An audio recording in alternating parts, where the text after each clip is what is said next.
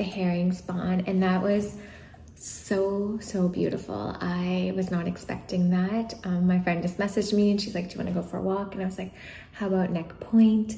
And we were all so blown away. Like, it looked like we were at a tropical beach. Like, the water was so blue and there were so many seals and sea lions and seagulls and hawks and eagles, and it was like miraculous, like really incredible.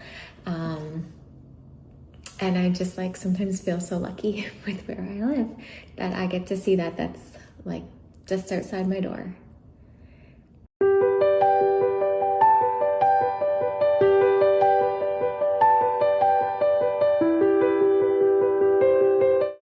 So I am back at Neck Point.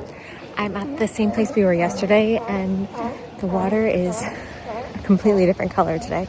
I'm so glad we got to see yesterday, but now the seals are fed and lounging on the rocks, so I'm excited to see them.